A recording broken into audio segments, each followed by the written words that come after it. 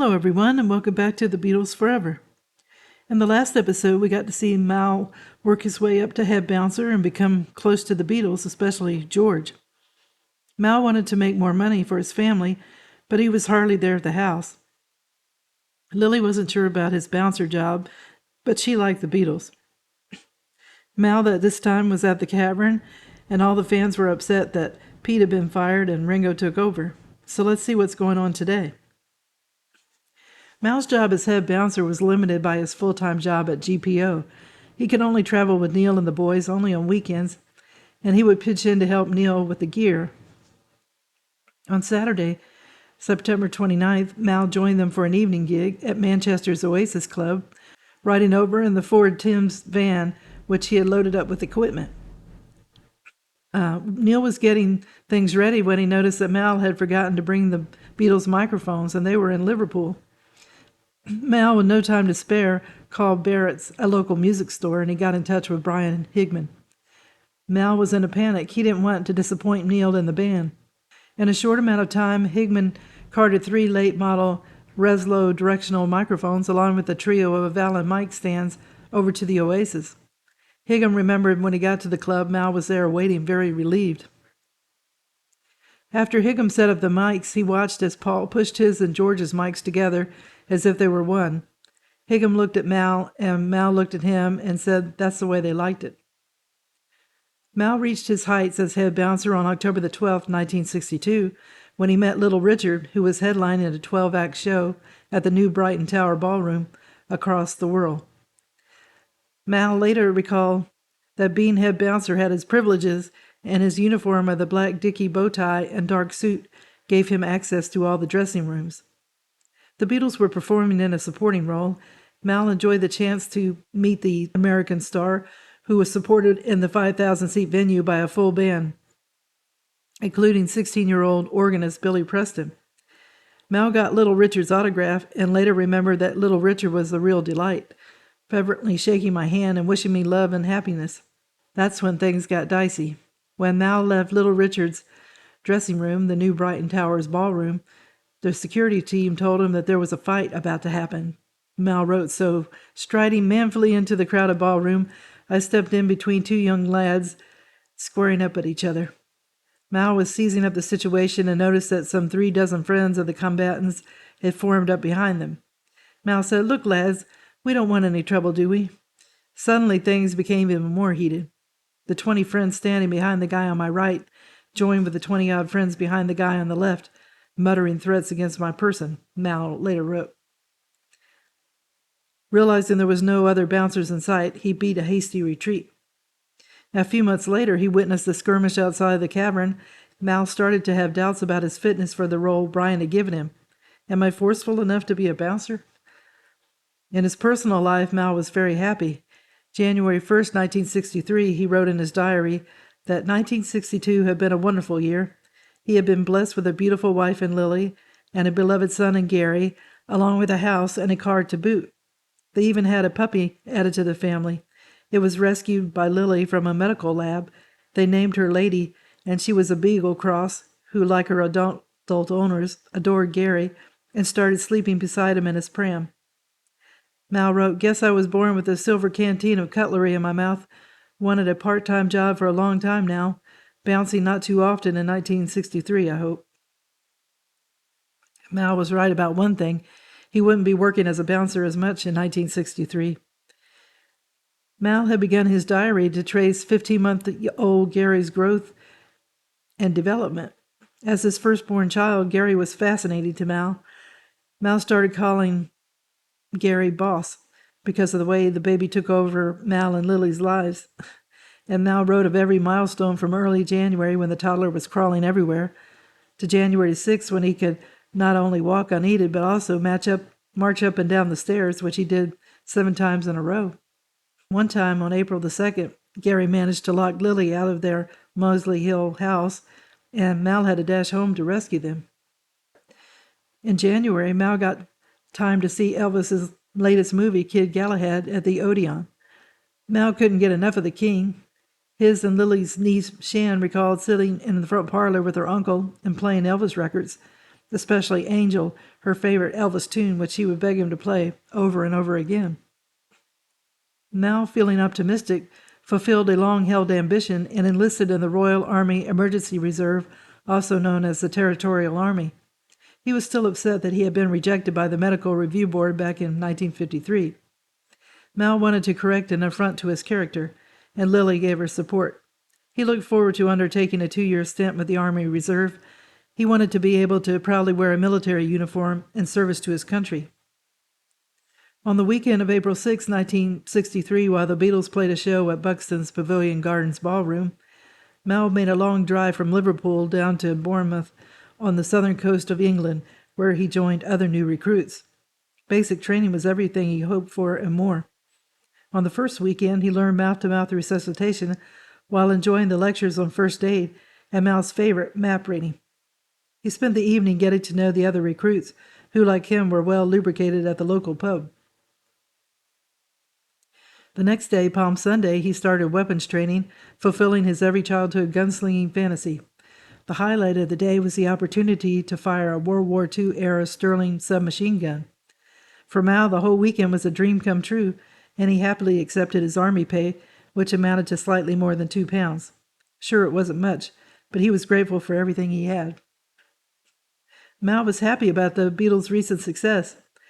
When Please Please Me topped the charts February 22nd, it was an incredible moment. A band from the North had beaten the odds and become a national sensation. Mal knew he had played a small yet meaningful role in the Beatles' good fortune. The windscreen incident had made a bonding moment. On a personal note, their breakneck London trip had already paid dividends.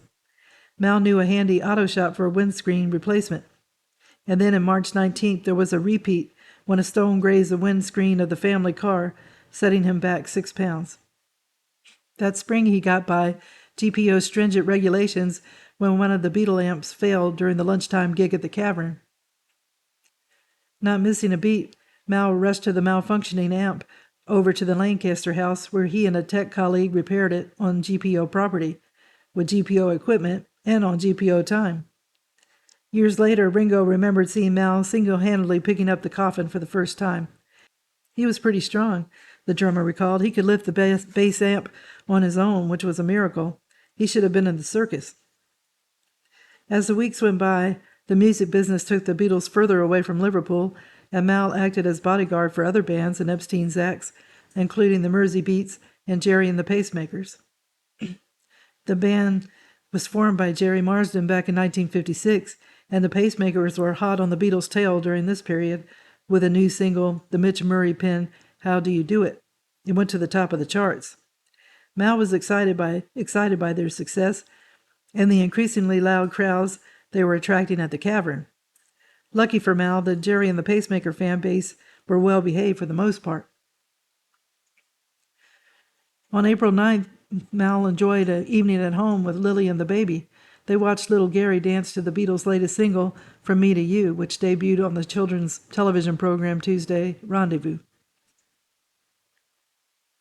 Not long after that, Mal passed an unforgettable Sunday of target practice at Liverpool's Alt-Car training camp. Located in Hightown on the farther northern end of Merseyside, the 620-acre military installation was a regular outpost for emergency reserve units as they conducted basic training. For Mal, the shooting range was a dream come true. He fired an L1A1 self-loading rifle under wet and windy conditions. He got 18 out of 20 bullseyes with 5-round magazines, followed by 28 out of 40 bullseyes with the more artist 10-round magazines. Mal enjoyed the fellowship almost as much as the military training. Afterwards, he had a few pints with the Alt-Car staff before making the drive back to Mossley Hill. On May 4th, working at the Cavern paid off yet again for Mal. That weekend, ABC TV filmed 2 different television specials at the club, which had quickly become one of the country's hottest venues thanks to the recent chart toppers by the Beatles and the Pacemakers. That Saturday, Mal observed the proceedings as the network pre-recorded the next installment of Rave Wave with appearances by the Silhouettes, an American R&B group that in 1958 had topped the hit parade with Get a Job and Johnny Sandon and the Remo 4, the latest Merseyside sensation. The next afternoon, the Cavern served as a setting for ABC's Sunday Break, a religious-oriented program with a vast and varied roster of performers. The Epstein-managed Mersey Beats and Tommy Quickly and the Challengers. In his diary, Mal excitedly reported that his image would appear on the rave wave no fewer than 3 times, and it was on national television. On the other hand, though, he noted that on the Sunday Break live broadcast, he didn't appear in any of the footage. In a quick note, he said, "I was not on Sunday Break, but could have been." Mal's weekend under television bright lights was a revelation. It confirmed all the secret longings I've had, Mal said. From Mal's earliest years to the present, he had struggled with debilitating shyness and social awkwardness. Mal, in his private thoughts, yearned to be a star in his own right, but if he couldn't make it happen on his own, he'd be content to do it by proxy, just as he did on May 19th, when he met American rocker Gene Vincent at the Cavern Club. For Mal, the show was nothing spectacular, and meeting the musician was his primary ambition. He'd even bought a new autograph book for the occasion. That same month, Mal and Lily began plotting their inaugural family vacation with Gary. Working at GPO, Mal was allotted an annual 2-week leave, which the Evanses planned to spend, perhaps ill-advisedly from a financial perspective, in the Cornish seaside town of St. Ives. Despite holding down a full-time job and working on an average 3 nights a week at the Cavern, Mal was down in the dumps over his lingering money problems. Even so, he and Lily had plenty of time, despite their economic issues, to go to the local cinema, where they saw Elvis movie musicals, Girls, Girls, Girls, and It Happened at the World's Fair, as well as the religious epic Barabbas and the revival at the Gaumont. Mal worked to make ends meet. Neil was single-handedly responsible for loading and unloading the Beatles' equipment. Then things went from bad to worse when Johnny Clapson, the tour manager, informed Neil that he'd have to look after the lights too. By the end of their 3rd national tour, on a late spring, early summer jaunt with Roy Orbison as the headliner, and with the Beatles and Jerry and the Pacemakers in the supporting roles, Neil was starting to feel the effects of his breakneck job. His weight went down to about 8 stone, about 112 pounds, Neil joked, and he told Brian he needed somebody to help. During the Orbison tour, the Beatles' popularity had soared, and by early June, when the tour concluded, they had replaced the American star as a headlining act. As far as Neil was concerned, something had to give. Later that summer, the Beatles shared a residency with Jerry and the Pacemakers at Weston Super Mars Odeon Cinema. Neil couldn't take it anymore. He pointed out that Jerry and the Pacemakers had 2 roadies, one to look after the boys themselves and another to look after the gear. He asked, "When am I going to get someone else?" he demanded. So Brian had been working on this problem as early as the first week of July. Epstein's assistant, Tony Bramwell, then 17, was originally considered for the role, but he didn't have a driver's license, so he was overlooked for it. Then there was Wallace Booth, the part-time Cavern bouncer and future Olympian, who would claim that he had been tapped by Brian to assume the role. But in Neil's memory, Mal was the natural candidate all along. On July 4th, Brian requested that Mal join him at his Whitechapel offices, where he offered him the job. Mal felt he had gotten the job because of the new windscreen after their eventful journey to London. Mal, having financial woes, asked for 25 pounds per week, a tidy sum in comparison to his current 15-pound wage from GPO. His new wage would net him an annual salary of 1,300 pounds, that's 22,152 in present-day pounds, in comparison with the average Britain's 1963 take-home pay of 824 pounds per annum. Brian may not have liked the sum because it meant that he'd have to raise Neil's wages too, so that there wouldn't be any hard feelings. But he must not have argued too vehemently. The next day, Mal went to Lancaster House, where he approached the GPO's Gordon Gaskell about the possibility of a leave of absence. Gaskell had become a much-loved friend for Mal, and the feeling had been mutual. He likely gave the idea a chilly reception. Mal soon discovered that the GPO's administration harbored serious concerns about the quality of his work performance. The supervisors had seen that Mal had been taking longer lunches at the cavern, often putting in a few hours of work afterward before clocking out for the day. Mal also asked advice from Billy Maurer, who recognized it was a big deal to give up a steady daytime job. But for Billy, the decision was simple. Mal never had the qualifications to move up a grade, so my feelings were that he should join the Beatles. Besides, working with the band might afford Mal an exciting life of music, laughter, and adventure. Mal had made up his mind the instant that Brian asked him to serve as the Beatles' full-time roadie. He knew that convincing Lily, not to mention his parents and sisters, of the wisdom of joining a band that would in all likelihood be yesterday's news by Christmas. Flipping open his diary to the notes section, he began compiling a crude list of pros and cons. He wrote job for the future, pay, holidays, pension, time away from home, Army for 2 years. It was a daunting list, to be sure, and one that seemed not to promise any upside. In Lily's memory, Brian's job offer was an agonizing prospect for her husband. He had a lot of sleepless nights wondering if he should go on with him.